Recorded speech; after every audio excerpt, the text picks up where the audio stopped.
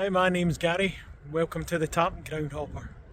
Good evening, folks, and welcome to Clydebank.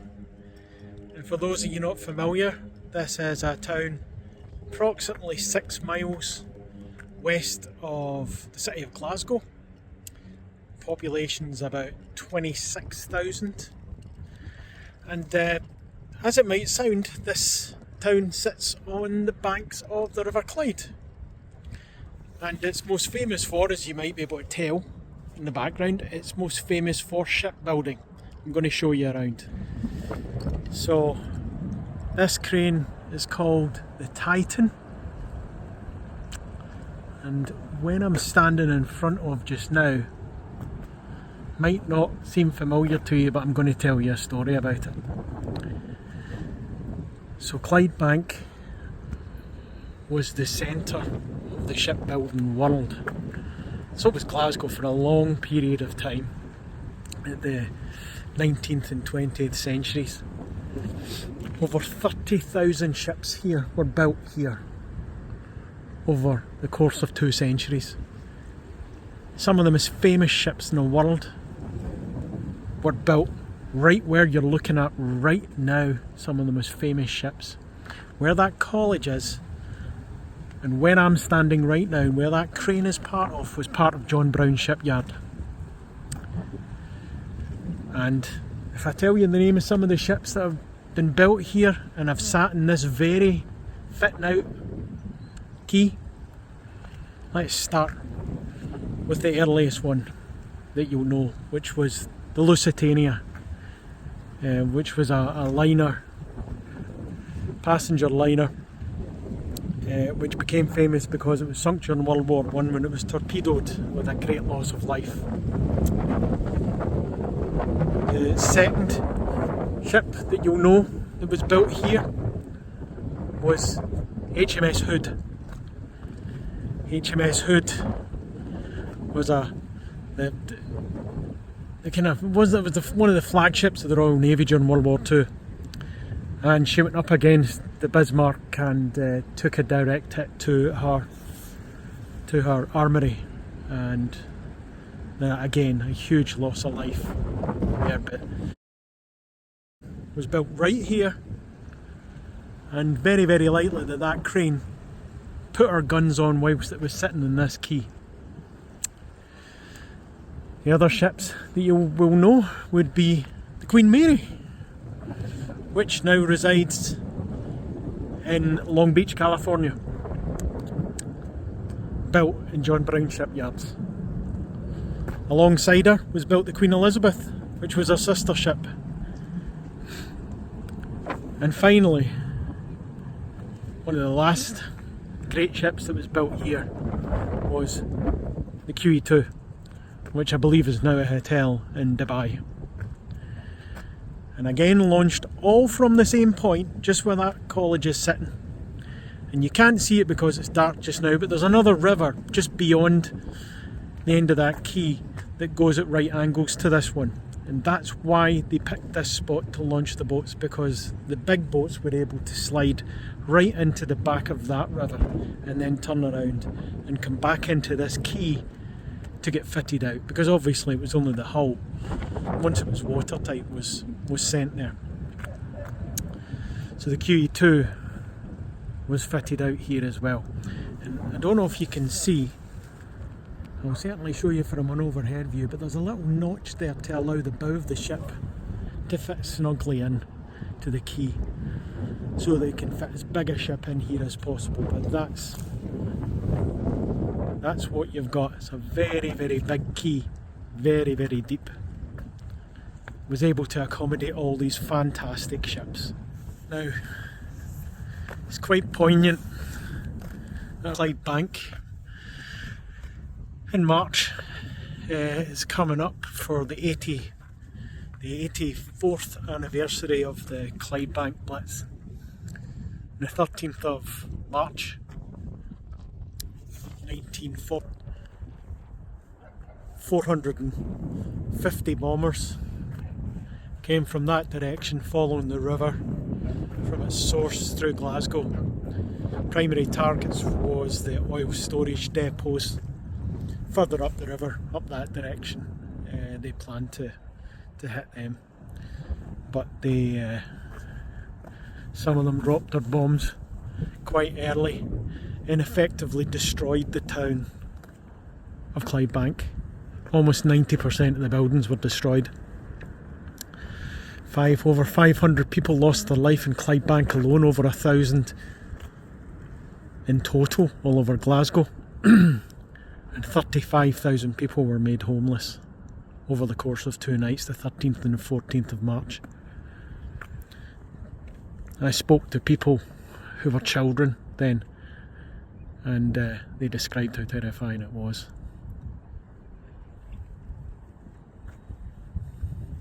So I'd give you a view from here so that I could show you where the ship's bow would sit.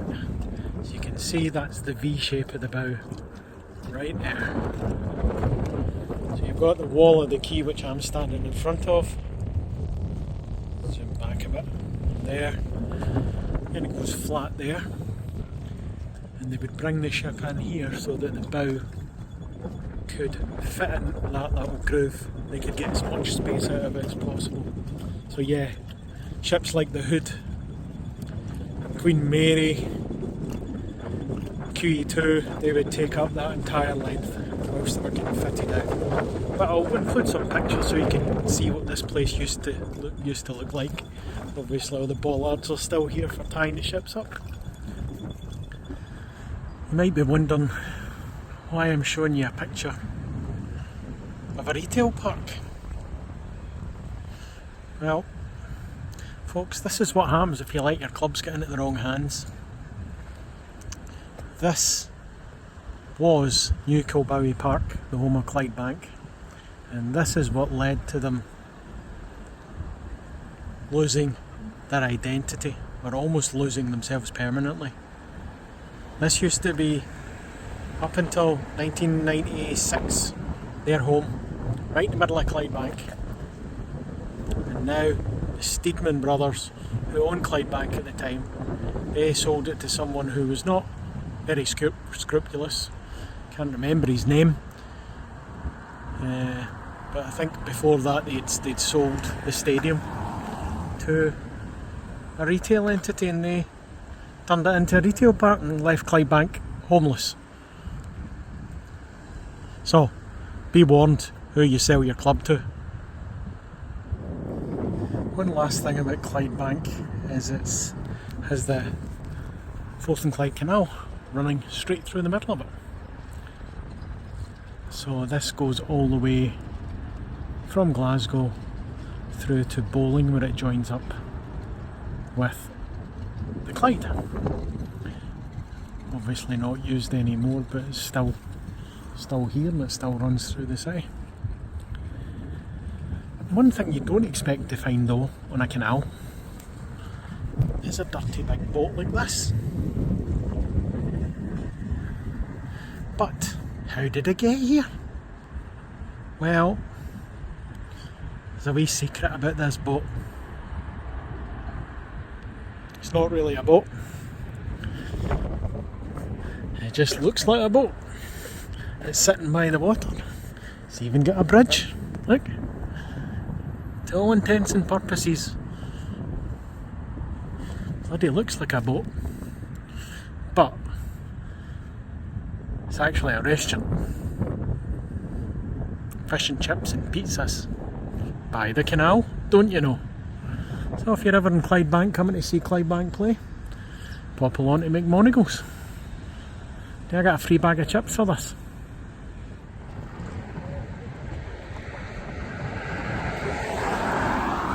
If you like your football and your planes, this is going to be the place to see a game, and I'll explain why later.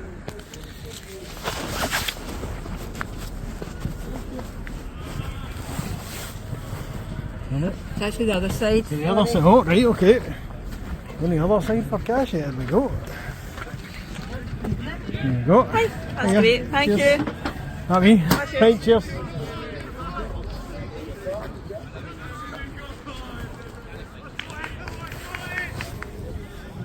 So here we are inside Home Park. That's the wee club shop. Just going to pan round here so you can see the place. Now, Clydebank share this stadium with Yoker Athletic, who play in the 2nd Division, West of Scotland League 2nd Division. So yeah, it's a neat wee park. You've even got a wee box there, that's for Banky's TV. Hello Banky's TV, I was speaking to you earlier. So yeah, fair old crowd too. We're about 20 minutes before kick-off, so I think it's going to be quite busy. So welcome to Home Park. Just going to give you some information on some ex-footballers who used to play for Clydebank. Some you will know. Some you may not, it depends what part of the country you come from, but certainly if you're from Clydebank, you'll know who they are. So first of all, one of the most famous of all, the mercurial talent of Davy Cooper, who went on to play for Rangers, played a lot of games here at Clydebank. Next on the list is Jim Fallon. Now, Jim Fallon was a defender back in the 60s and 70s. And I have a special affiliation to him because I collected Panini stickers, and I walked in to get physio at Hampden Park one day and recognised Jim, who was then a physio, by his similarity to a Panini sticker, so that's my claim to fame. Next we have Jim Gallagher, who was a keeper for what seemed like 100 years. Anytime you saw Clydebank, it was always Jim Gallagher in goals. Next you had Jerry McCabe, who was a midfielder, played for Clydebank in early to mid 80s and is very well thought of around this area. And finally the striker Ken Eadie, who up until a week or so ago was the top scorer for Clydebank ever. The leading goal scorer for Clydebank he was ever. I say up until 2 weeks ago.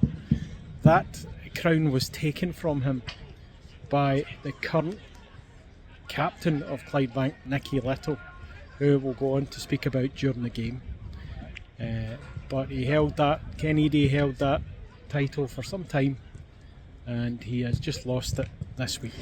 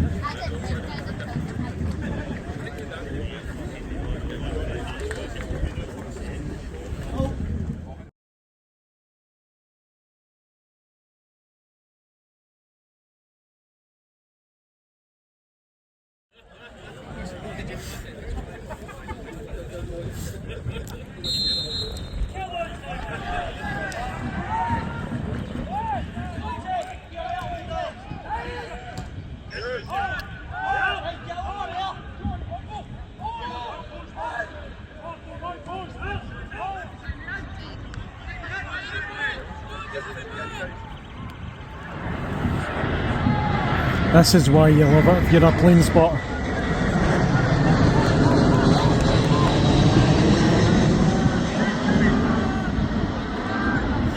We're right in the lead up to Glasgow Airport.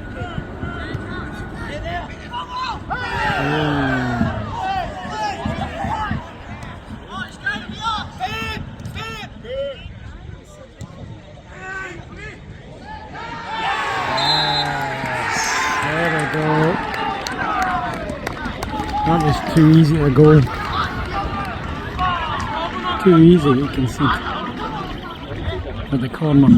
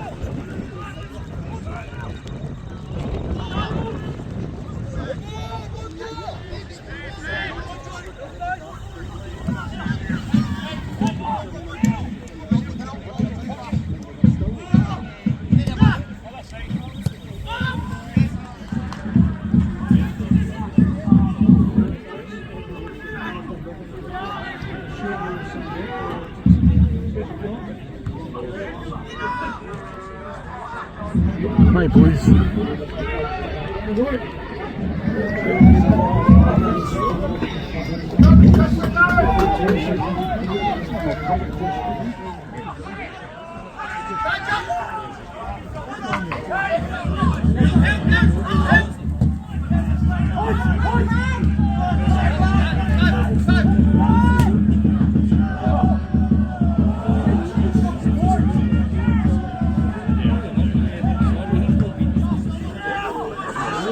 This boy's good boy, mate.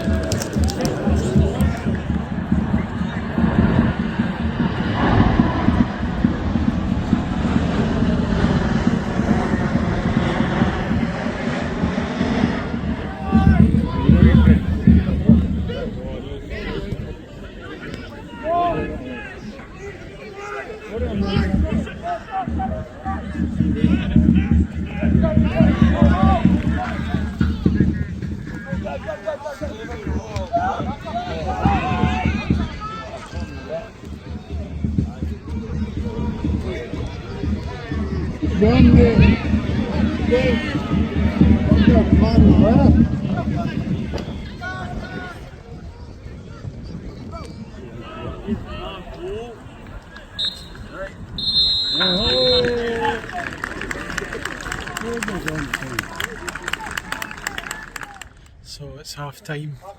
It's Clydebank to Gartcairn now. Another goal for Nicky Little. God knows what that takes him up to now. He's almost worth a goal a game. Look at this weather. It's supposed to be dry tonight. Chucking it down. Hence the quality of the coverage has dropped a little bit because I'm trying to keep dry. Missed the second goal, but first goal straight for a corner. Second goal was Nicky Little doing what he does. Poacher's goal. Right and high into the net when it broke to him. So I'm sure other people would have caught that, but yeah, great little stadium. Great crowd, as you can see. Pan around. Considering what kind of night it is, you can see the rain. There's people willingly standing out in it. And it's like this. It's absolutely lashing it down. Not the most pleasant piece, but this is what we do. So yeah, we'll see what happens in the second half. I think Clydebank are going to coast this now. I saw Gartcairn lose 3-0 to Pollock a couple of weeks back. And this has got a similar look about it. So let's see what happens.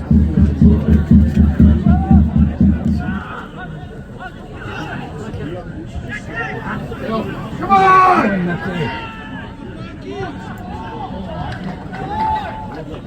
I smell like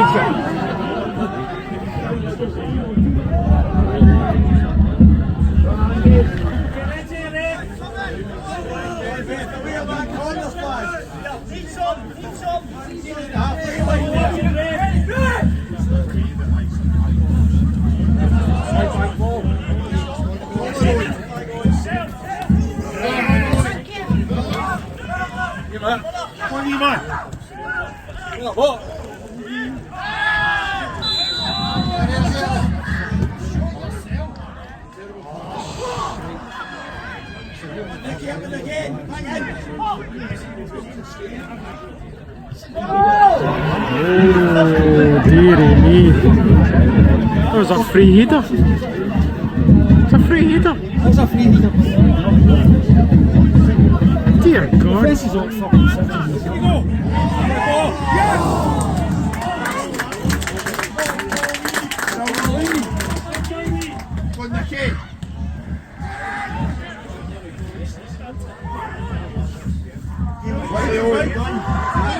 On you go.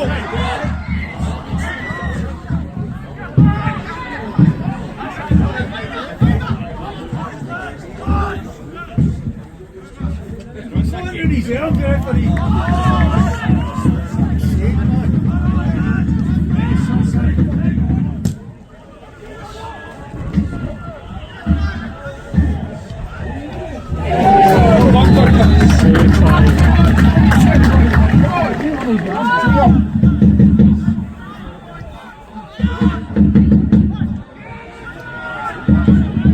Barky's waiting up, for fuck's sake.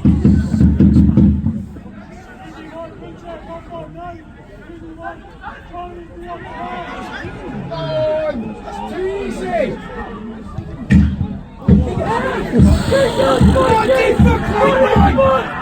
Tell you what.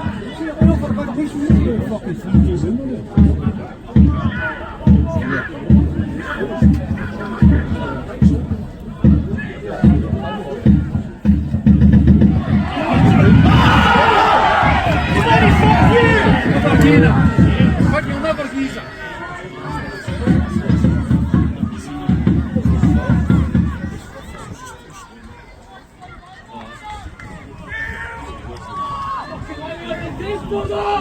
Go on, fight team!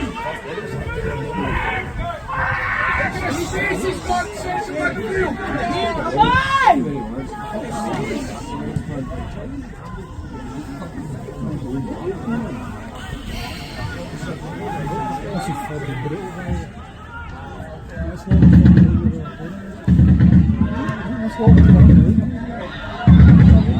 Fucking chances!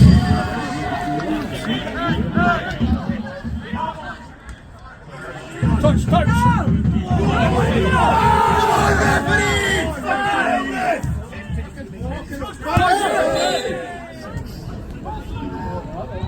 You fucking pot there, get a you're a lucky bastard, you!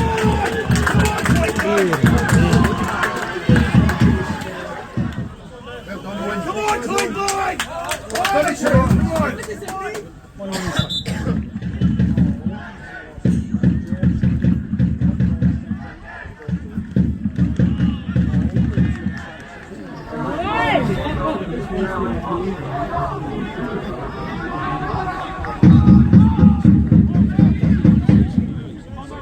Push him back!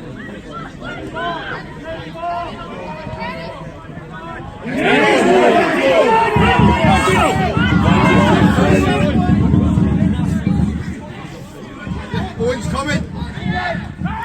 Oh, that's a penalty. That's a penalty. That was an absolute stonewaller.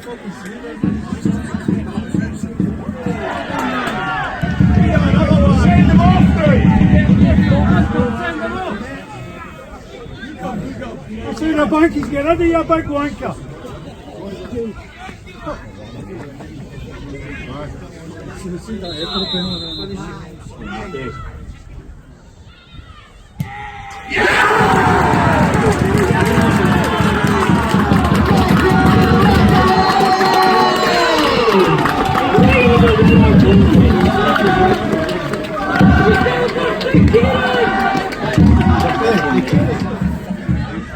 Brilliant ball, would you?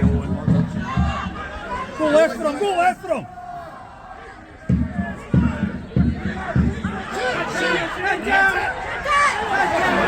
Oh, he could have been done there.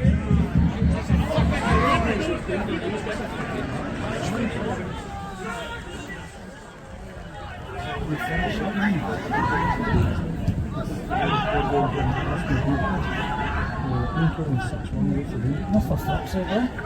Go! They could have beaten the last man's running. What the fuck's the matter?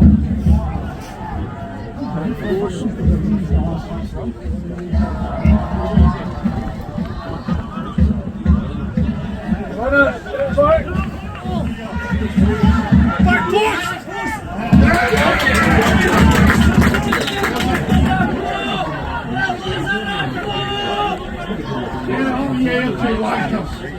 Get up the cunt's 15 points again!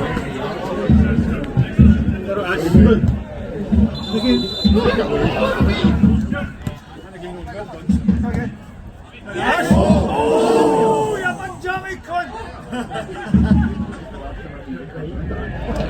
George Guns are right,